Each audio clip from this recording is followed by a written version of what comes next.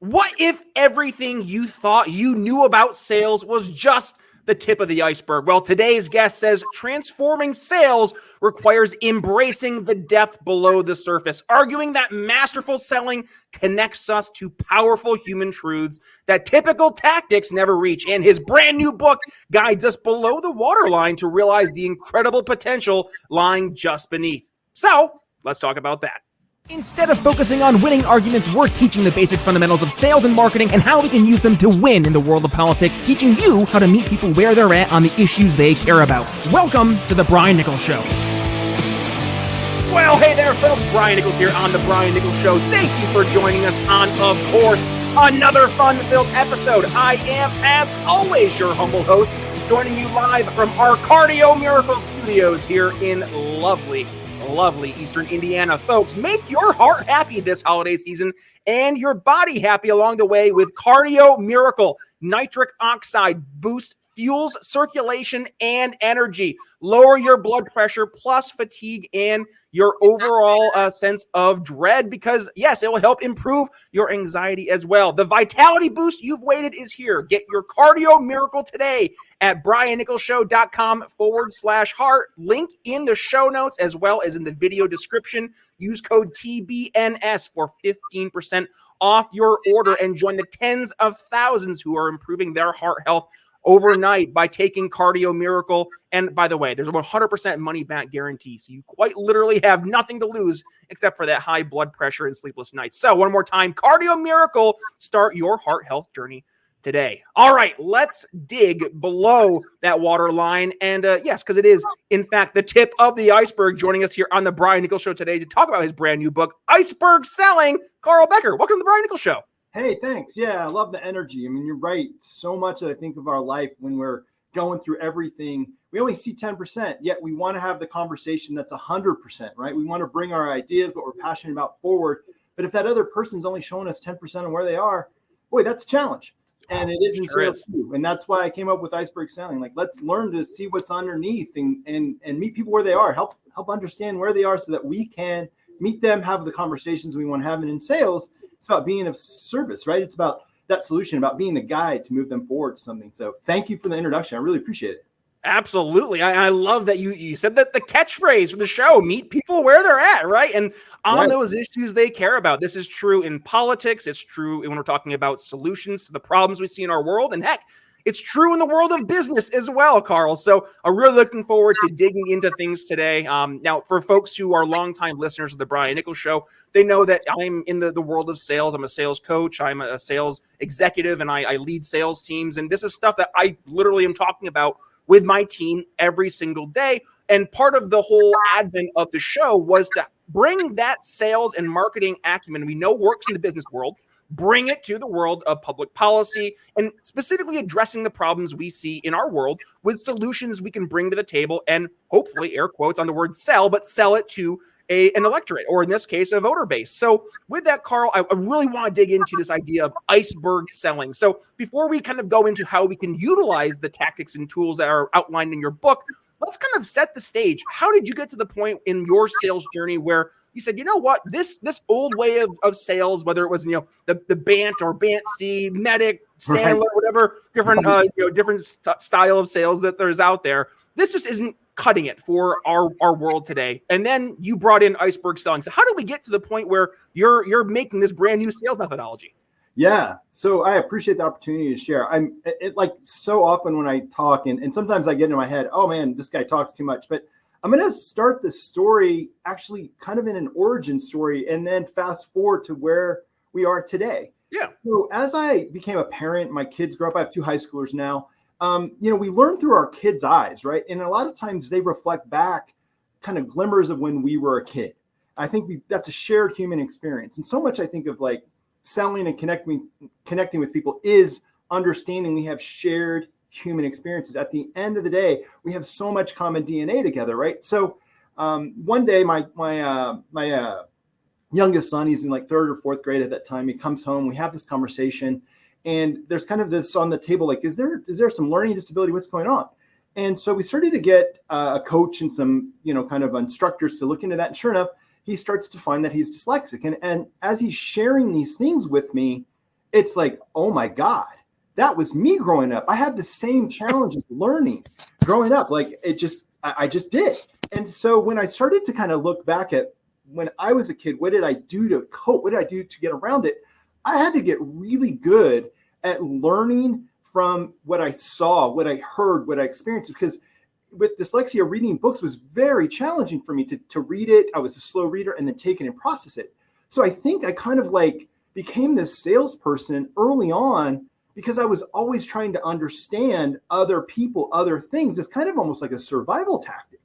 So fast forward, my entire life, I've been an entrepreneur. I've run companies. I've come in. I've built sales organizations in a ton of companies. I do coaching. I do keynoting. But it all has the same thing in common of like, how do we really bring out the best in teams and individuals? And so I started to kind of realize that when I was coaching, a lot of times I would say, hey, salesperson, and I'm coaching, just be of service, go the extra mile, like really understand this person. And some people would get it and others would look at me like, I don't know what that means. Well, I appreciated that they felt safe enough to share that with me. And so I've written 3 books. This Iceberg Selling is my last one, and it's my favorite book by far. But the reason I wrote it is I started to realize that many of the people I talked with around sales and connecting and helping people find what's below the surface and really understand someone before they bring forward an idea was missing. It wasn't a skill that we knew because we're so used to, like you said, BANT, the bottom of the funnel. Let's close the deal. Let's overcome objections. Let's persuade. And it was like, whoa. When I've been successful in my career, it's about understanding, co-creating, listening, making sure we agree to the next step. And so as I started to write this book, it's really written like I'm talking right now. I was like, this is it. This will help people understand others better. And when we understand others better, we can be more effective in communicating or moving it forward or guiding them or whatever it would be. So that's kind of the backstory. I love it. I love it because when I first started in the world of sales, I had a sales manager. I'm not going to say his name because I like him. He's a good person. But totally stuck in 1990 sales, which is fine, right? Like if that worked for you, then that's great. But times change, and as the buyer becomes more and more educated in the different solutions that are available to them, they don't need you to do this, feature and benefit dump. They don't need the facts and figures. And frankly, this might hurt for some folks to hear. They don't care about you. They don't care about your company. They don't want to go through your 10-page PowerPoint highlighting how great you are and all the different customers you have. They're not focused on that. What they're focused on, and Karl, if I'm wrong, tell me, but they're focused on, hey, I have a problem and I need this problem solved. Now everybody has a problem that your solution can solve, and vice versa.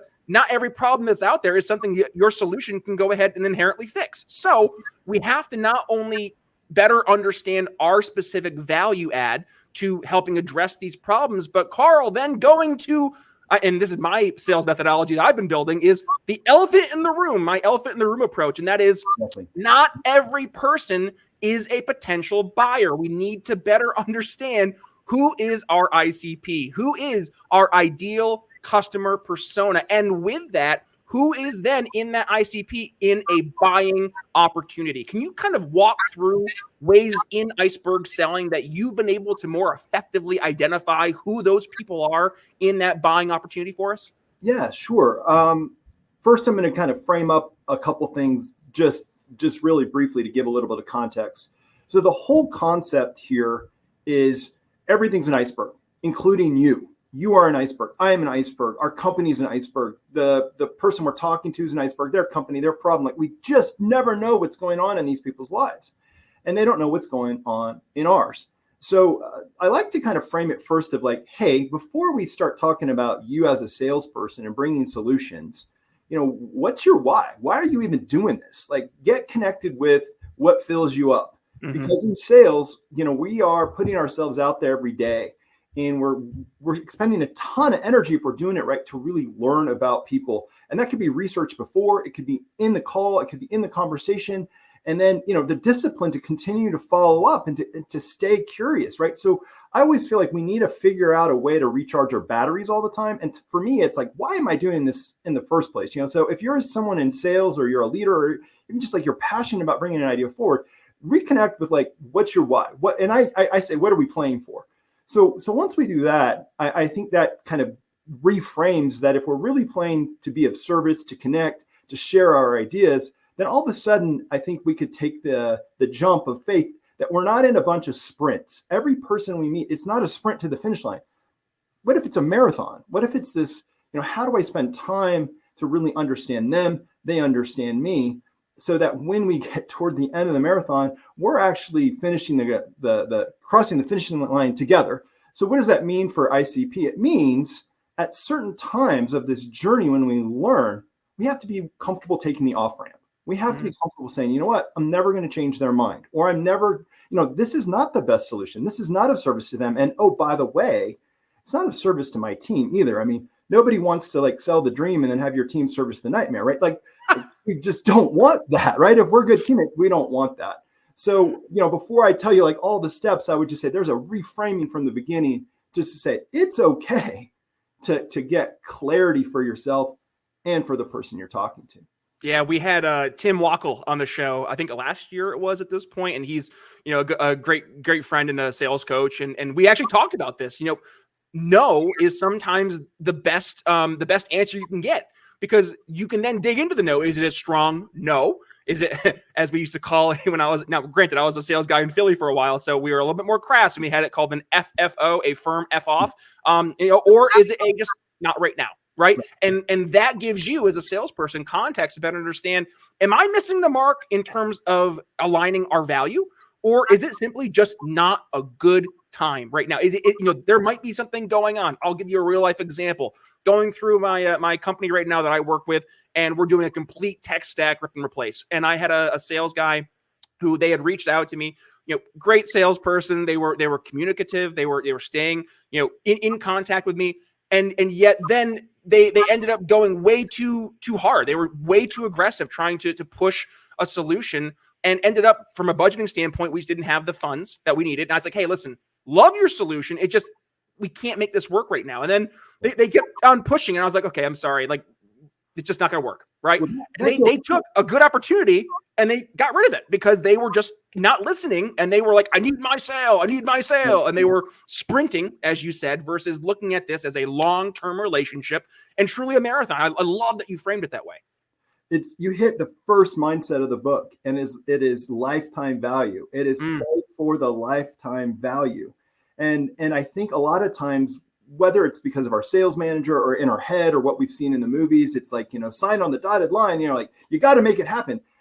I guess I feel like if these were friendships and you just met somebody and you said, so are we going to be friends or not? Right. They're going to be like, oh my God, this guy's nuts. No. So like in the world of sales, I feel like it is, or it can be an always ever. It unless it's a, like you said, a no, never. There's always an opportunity. People change companies, budgets unlock, people get promoted, your solution changes. So don't you want to always have a bridge and a door open? And I think it also. And by the way, Karl, I don't mean to interrupt, but that's literally the topic of this book, Shift Selling. We had our good buddy Craig Elias in the show back a couple years ago. Trigger events, right? Like things change, and that's okay. Absolutely. And so if you just realize all the things that change in your life from one year to the next, and if you even just say your kids, your family, your spouse, your partner, things like that, now imagine how much more amplified that gets if it's an organization.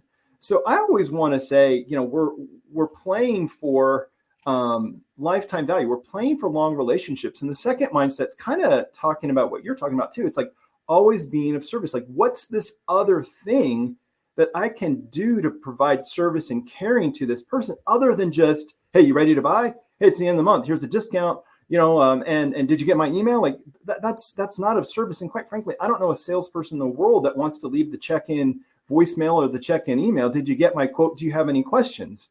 So for me, again, some of this before we go into the steps of iceberg selling is like, let's get ourselves right. Let's get those mindsets solid so that when we go into these conversations, we're ready to go. Yep. Amen. Well, Karl, and oh, there we go, my camera. But one of the things that drives me crazy, just absolutely drives me up a wall, is when I'm talking to a salesperson and I start asking them some, not like the basics that they should understand, but really just like the contextual stuff. Like, hey, who's the champion and who are the other people in the buying committee? What are the main drivers? What's their timeline? Why are they looking at this solution? And I sometimes will get like this deer in the headlights look, and I'm like, you're not even focused on what the customer needs. You're focused on, to your point earlier, hitting that, that end of the month or end of the quarter deadline. You're trying to get this deal in because maybe it's been a rough month. All these things that you're focused on versus what does the customer actually care about? And those things are so important because as you get towards the end of the conversation of the deal cycle, you're not trying to toss out, here's a discount, here's some extra bonuses and stuff. You're instead being able to more effectively and articulately address the real concerns, the real root causes of the pain, of the problem. And then as you're going towards that final, closing of the deal, which it really never is a closed deal, right? It's just more of now we're going to the next step, onboarding, implementation, whatever that may be. And the process keeps going, but you need that firm foundation to build upon.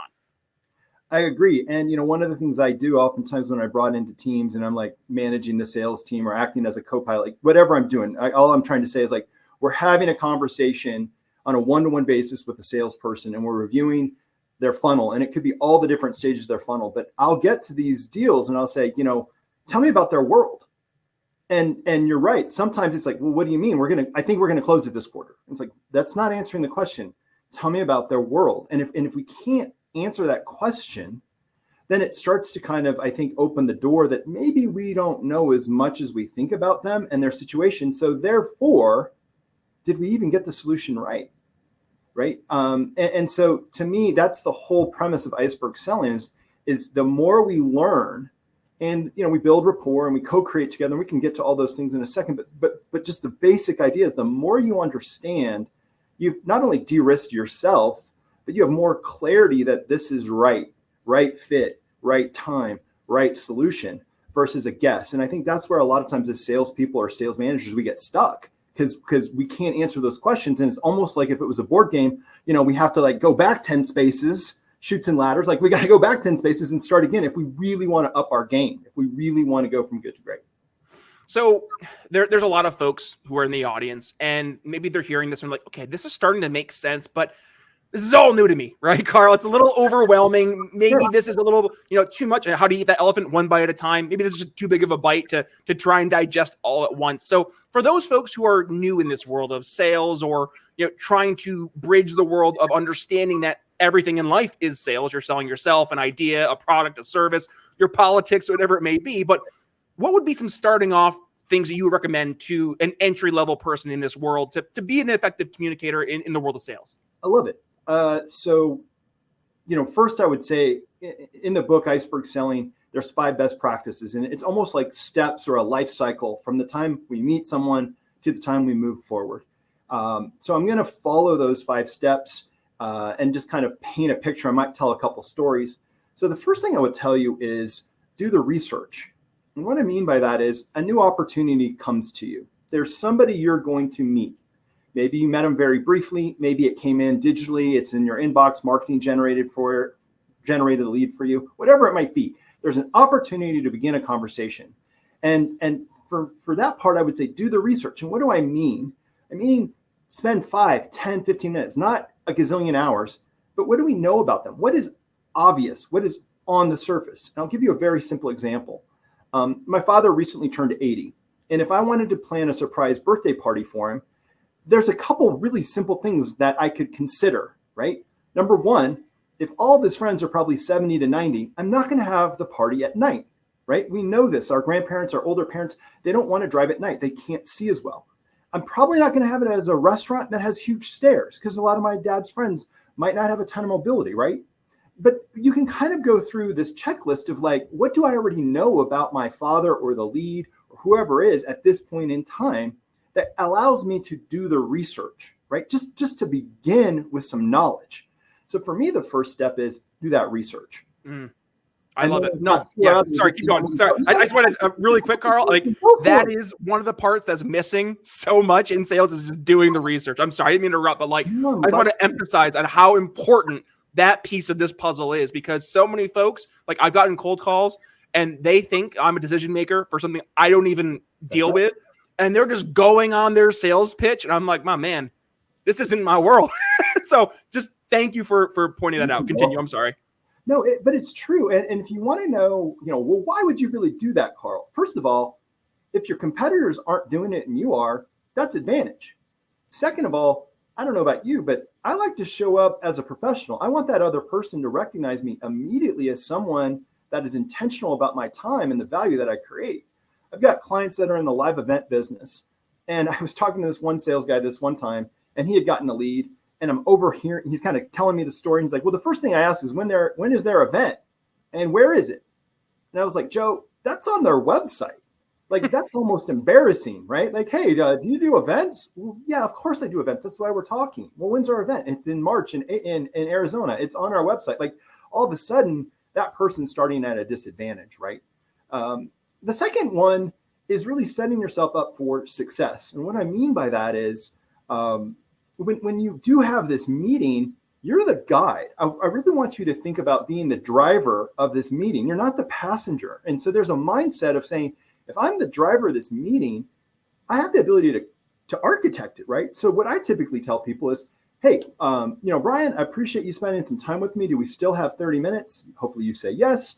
I go, great. So what I thought we could do is learn a little bit about you, what you're looking for, what your life's like, what's it like at work. And if you found the right solution, what would it do for you? What would it cost to make happen? And then what I'd like to do is share a little bit about my company and our solutions and how I work. And then if that's still working for you, I'd like to start to reflect back to make sure I understood everything. And then from there, I'd like to kind of get into conversation. Let's brainstorm a little bit about what it could look like if we work together, timing, solution, whatever it might be. And then from there, Brian, if it makes sense, let's talk about how we would move forward. If it makes sense. And if not, I'll tell you, I might not be the right fit. Could we do that today? And I got to tell you, everyone relaxes because now it's clear. There's no smoke and mirrors. There's no boogeyman. There's no gotcha. I know where you're going to take me. So just setting us up to be successful in any conversation, but in sales, big next step. That's kind of my number 2 step. I love it. Well, Karl, we're getting towards the tail end of the conversation here. It goes fast. But I like to do a little segment we do at the end of the episode. It's called Final Thoughts. And I'll kick things off here on mine, and then I'll turn it over to you. But one of the things, as we've been going through this today, it just kind of strikes me as so blatantly obvious, and yet, again, kind of elephant in the room. People just don't talk about it. And that is, if you implement the golden rule into your selling, like treating people the way you want to be treated, I guarantee you're going to have a better sales experience as the seller than not. Because if you think about, how do I buy? Like as a person going out and finding a service or a product that you're going to go ahead and purchase, what's the steps that you're checking off to move forward in the process? The same steps are likely being checked off by your customer. So it's important to meet them where they're at, to be a real, like, human being, like asking them genuine driving questions that matter to them, not things that you think they should care about, but things they actually care about. And yes, start at the tip of that iceberg and work down. Understand the context behind the whys. Understand the groundwork that you're building upon in order to move this sale forward. So I think, it really just comes down to really treating others the way you want to be treated. Don't really bend over backwards trying to think of different ways to restructure this. That's what it comes down to. So I guess that's my final thoughts for today. Karl, what do you have first on your end? Yeah, I think that's right. And the other thing along those lines is, I think I would just encourage everyone to think about a conversation or a sales call as a journey, right? And I think a lot of times when we're selling, we think everybody that our journey starting at the end, that our journey starting where they're ready to buy, that conversation is at the place where they want to hear what we have to say and sell or communicate or close them or whatever. And I would just encourage you, kind of like what you said, Brian, like oftentimes that journey is not that far along. So not only the golden rule, but understanding where somebody is on just kind of their consideration of what's going on in their life allows you to meet them there and have the conversation that's most appropriate there. And so it might be about curiosity and just kind of asking more why questions and saying, I'm really curious. I love to learn a little bit more. And as you do that, you build rapport. And from rapport is understanding and trust. And once you have that, bringing a solution forward makes a ton of sense. So I am 100% aligned with what you're saying. Karl Becker, this has been a great conversation, and I have a feeling it's part one of a conversation because I have a feeling we're going to have you back on the show to dig in a little bit deeper down the road. But with that being said, obviously, I want this to be a conversation that not only folks, put in a bookmark and come back to, because this is one of those evergreen episodes, but I want folks to be able to go out, get Iceberg Selling. Just came out here in October, I believe it was. So it's available to purchase now, folks. Karl, we're going to go ahead and do that. That would be great. Go to icebergselling.com. You can learn all about it. There's Audible, digital, and you can get the book as well.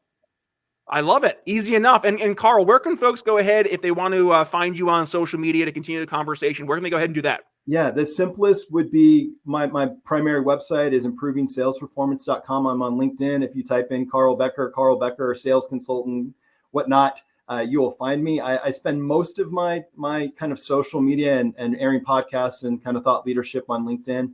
Hopefully you can find me, Karl Becker, improvingsalesperformance.com. I've got all my socials there and all the different ways to reach out. And I always respond. So if you want to get in the conversation, fill out the form and we can kind of start that conversation. But thank you.